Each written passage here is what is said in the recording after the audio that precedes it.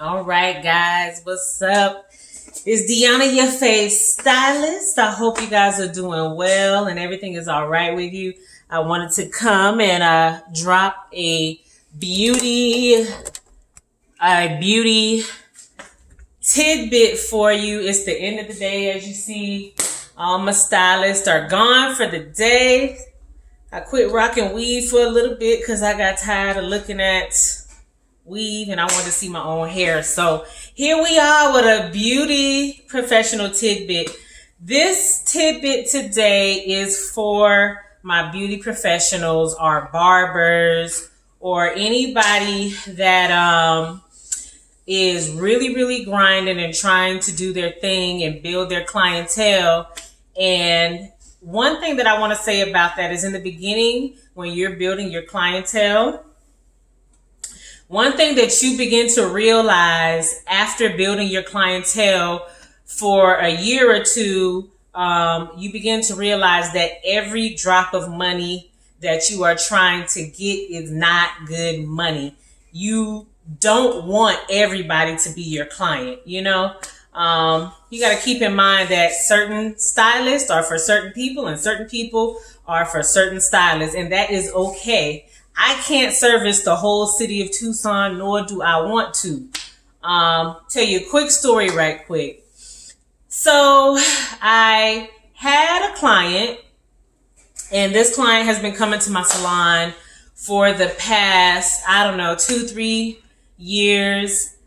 She has hopped around from chair to chair, and it's okay. You know, I don't mind. I really believe in the philosophy that it's not my client unless they're in my chair, because sometimes people do chair hop. Sometimes they want to try something different. Somebody has a different swag than what you have when it comes to doing your roller sets or whatever the case may be. And that's all right. I feel like if you can keep a client in-house amongst you with other hairstylists that give the same level of customer service, then it's better than them leaving and going to a completely different salon, right? So anyway, we had a client that was a chair hopper, and oftentimes what would happen before we even realized that this client was a chair hopper is that she would come in and she would be a couple of things. We just always knew when this client was coming in that it was going to be something. Either she was going to be a late, and I'm not talking about 15 minutes late. It would be like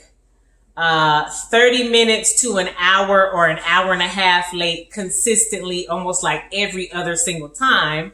Or she would be a client that would be late and then cancel after she's already late, or either cancel, an hour or two right before her appointment.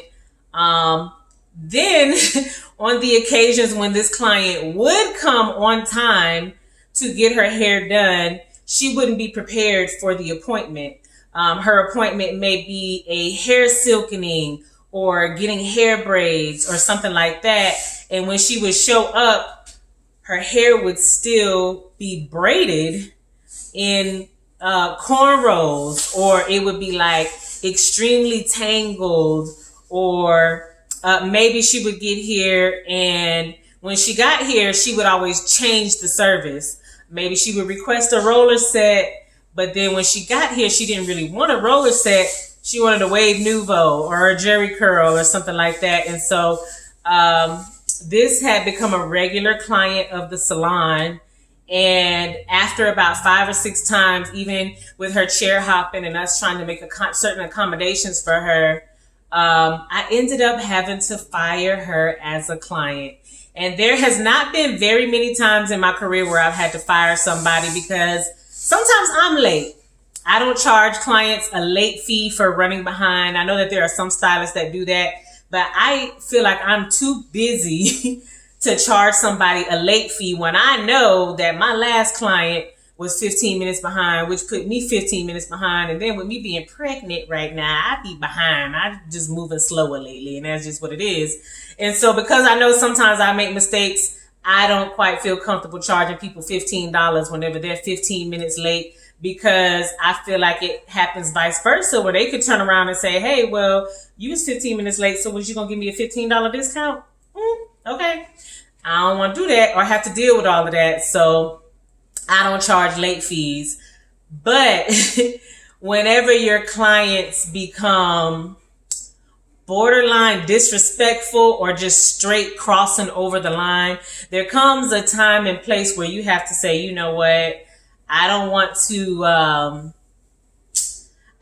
to subject myself to this type of treatment. This is not the type of clientele that I was looking for. So there's been times, like I said, where I've had to fire clients. It's only been a few times. 2 of them came back.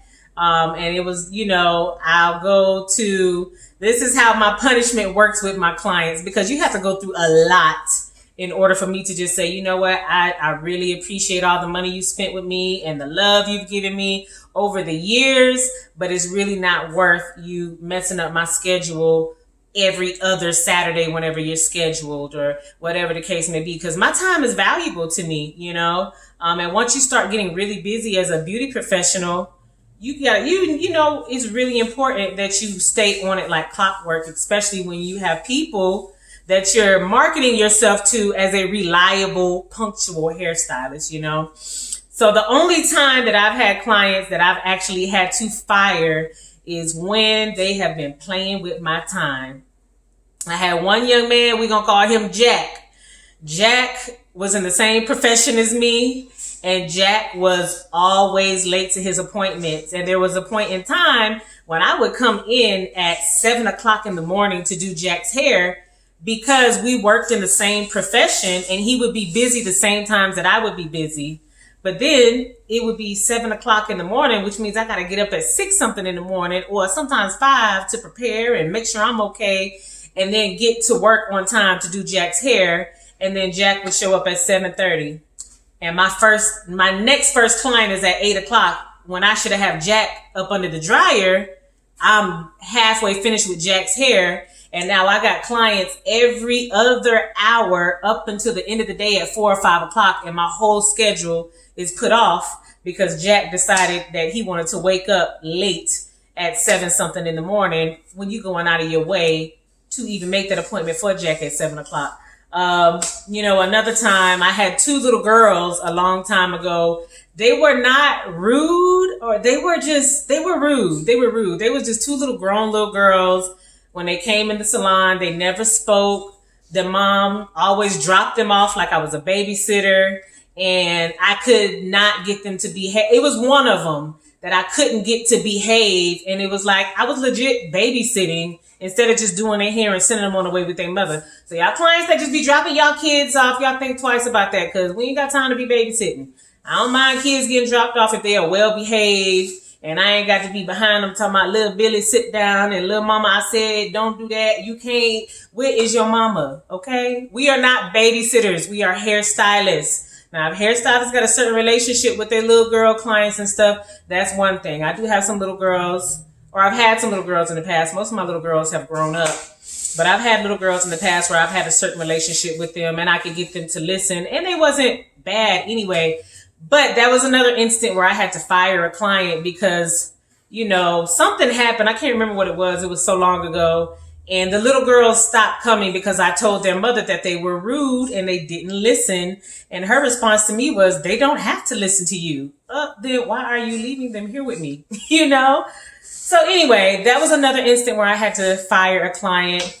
And the other 2 instances were being late. It was 2 more clients. Another client that ended up coming back. He's a client now. We're going to call him Joe. He would just repeatedly be late. And oftentimes it was because of his job and stuff like that. And I get it. But after like the 10th time, it's like, okay, well, now you need to pay for your appointment in advance. And if you're late, it's non-refundable. But even that did not get him to be on time. So it took me really being like, you know what? I can't do this anymore. Like, I'm up here either late or early, or I got a whole blank spot in the middle of my day and you're not here. Like, this is not what I'm trying to do. So just said all of that to say, there's another lady. Hers was the same thing, just missing appointments on repeat. And of course, sometimes, I have a cancellation fee. The first time something happens, I'm like, okay, it's cool. I know stuff happens. My dog died. My car broke down. I got a flat tire. I'm just having a bad morning. The first time or two, I'm cool with it. But after like the third or fourth time, it begins to mess up your schedule, and it messes up your money, and it messes up other clients' time. And it becomes a situation where it is just not worth the money. So to my new and upcoming hairstylists and barbers and beauty professionals, in the beginning, we do take a lot because we are trying to pay booth rent, or we're trying to reach our goal for that week to, make our commission that we're trying to make for the week. But at the same time, don't allow clients to be disrespectful. You have to set a certain type of standard by leading by example. If you want clients that are going to be on time, you need to be on time. If you are clients that are going to clearly communicate, you need to clearly communicate about, what you can do, what you can't do, the desired results that they should expect. And then if you are a hairstylist that's running behind, don't be afraid to pay enough attention to your time to call your client or text them an hour in advance and say, hey, Susie, I am running 30 minutes behind. I'm really, really sorry. Maybe you want to stop and get you something to eat, because you'll be surprised how many people respect your time enough because you set a standard that they skip their little Burger King stop or their coffee stop or whatever it was that they needed to do because they want to be on time for your chair, because that's how you run things. So if you are a hairstylist and you become accustomed to running like clockwork, you know how long it's going to take to do each client. You know what time they're going to get here. You know how long it's going to take you to get this client up under the dryer so you can get started on this one. If you learn how to professionally juggle clients to where nobody's time is being wasted, clients recognize that. And they will begin to, if they are that type of person that appreciates that, they are going to accommodate you, and they're going to be on time and things like that. So if something ever happens and there's a point in time where you're like having an out of whack day, be paying enough attention to your time to where you can at least give them a 30, 45 minutes heads up. Maybe they want to stop and get them something to eat or something like that. It's very often that I text my clients and I'm running behind and they come in with a Burger King bag or something like that. And they're like, girl, it worked out perfectly. I got to stop and get my coffee or whatever.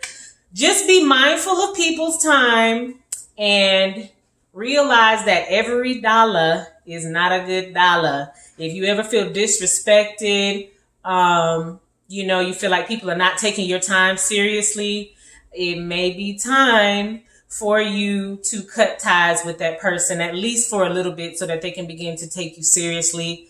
Like I said, 2 of my clients that I did have to fire, they came back and it was a complete improvement because they knew, all right, D is not playing no games with her time. So you guys have a great day. That was my beauty tidbit for the day. And that's all I've got for now. I'll see you guys on the next video.